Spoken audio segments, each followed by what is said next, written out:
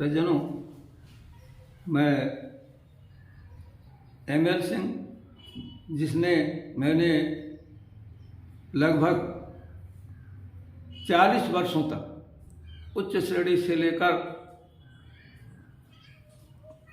High school प्राचार्य तक की समय सीमा पार की। अतः मेरा जो अभी तक में अनुभव हुआ उसमें देखा मैंने कि लोग परेशान रहते हैं कि मेरा लड़का हर कोई मेरा बालक जो है ना किस कैसे स्थिति का है, क्या मेरे को कितना उसमें प्रतिभाशालिता है, कितने गुण हैं, कितना उसमें आगे बढ़ सकता है, बहुत जानने की जिज्ञासा रहती है। तो मैं आज बुद्धि लब्ध किस प्रकार निकाल सकते, चाहे वो कोई बालक हो अपने निकाल सकता है, चाहे कोई पालक हो, चाहे कोई शिक्षक हो, अधिकारी हो, कर्मचारी हो, कोई भी हो, अपने बच्चे की बड़ी सरलता के साथ बुद्धि लब्धि जिसको IQ कहते हैं वो निकाल सकता है।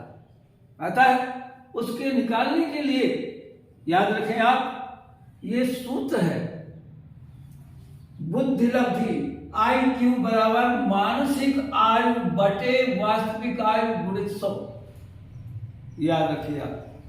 अब ये समझना है, हमें अच्छी प्रकार से समझना इस सूत्र के अनुसार कि ये मानसिक आयु, इसी को नहीं समझ पाते लोग, निकालने में बड़े भ्रमित होते हैं।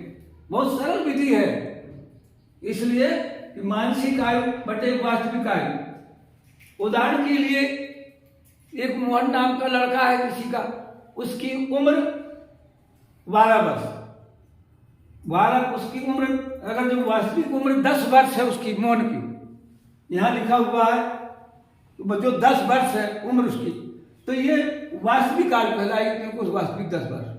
अब उसके बाद उससे प्रश्न किया जाता है, परीक्षा ली जाती है कुछ प्रश्नों के अनुसार, तो उसकी ऐसा लगता है कि ये 12 वर्ष का जो छात्र है उसके बराबर बुद्धि रखता है, ये 12 वर्ष के बराबर बुद्धि रखता है।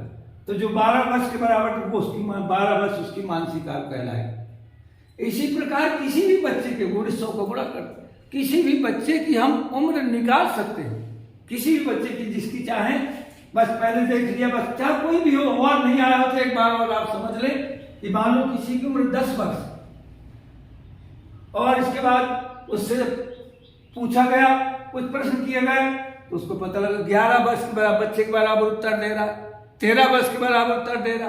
तो जितने वर्ष के बराबर की उम्र का उत्तर देगा वो उसकी मानसिक आयु कहलाएगी।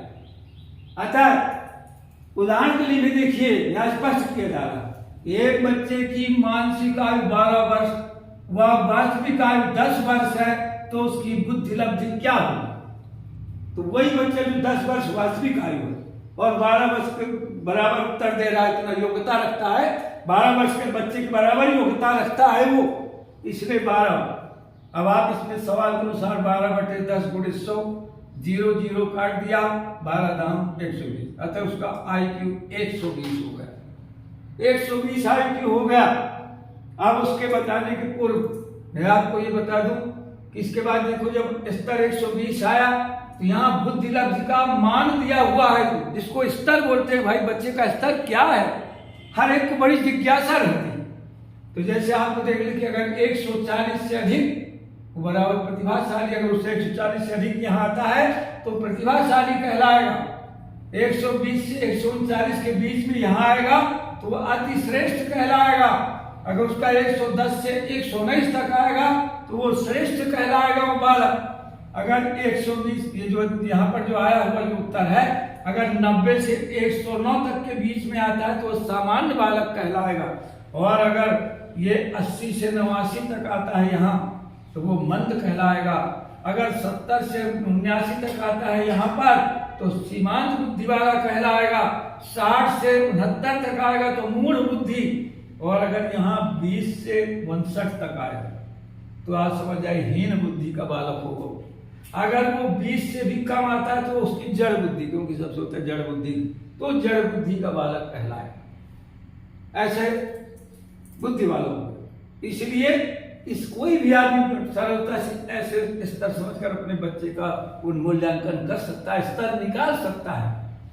अब यहाँ पर यह दिया जा रहा है कि बुद्धि कितने प्रकार की होती है। देखिए, मैं आपको शास्त्रों के अनुसार ये भी बता देता हूँ, शास्त्रों के अनुसार बुद्धि मुख्य रूप से 3 प्रकार की होती है। जिसमें पहला है कंबल बुद्धि। कंबल बुद्धि अर्थात मंद बुद्धि। तो मंद बुद्धि कैसे? जैसे कंबल में ये जो शास्त्रों के अनुसार है, कोई इस प्रकार नहीं कि ऐसे लिख दिया आप सोचो लिखा हुआ है। ये शास्त्रों के अनुसार कंबल बुद्धि जैसे छेद किया गया कंबल में, सूजा से छेद किया गया, सूजे से कंबल में छेद किया गया, तो उसमें जैसे छेद करके निकाल लिया गया, तो इसके बाद जो कहते ढक गया, वो छेद नहीं दिखाई देता, वो जो कहते ढक जाता है कंबल। उसी प्रकार जो समझो कि जिस बच्चे को कुछ पढ़ाया गया और इसके बाद जो कहते उसको सब भूल गया, तुरंत भूल गया और नहीं बता पाता, वो उत्तर नहीं दे पाता जो बताया गया, तो इसका मतलब वो मंद बुद्धि वाला है, उसकी कंबल बुद्धि हो गई। अगर दूसरी है जूता बुद्धि, इसको मध्यम बुद्धि, मध्यम स्तर की बुद्धि वाला कहलाता है।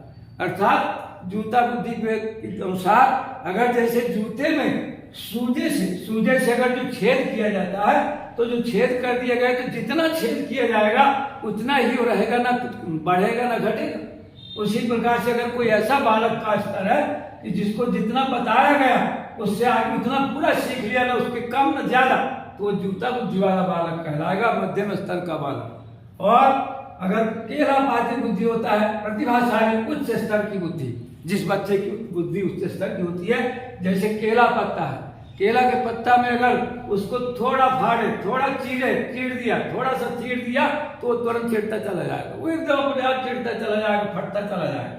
उसी प्रकार जो प्रतिभा केला स्वाति बुद्धि वाला जो बालक होगा, उसको जितना समझाएंगे, अगर हम समझाएंगे 50%, वो 60%, 70% की बताने क्षमता रखता है, और आगे आने क्षमता रखता है, और आगे सीख लेता है, आगे बताने लगता है, वो केला पाती बुद्धि वाला बालक होता है।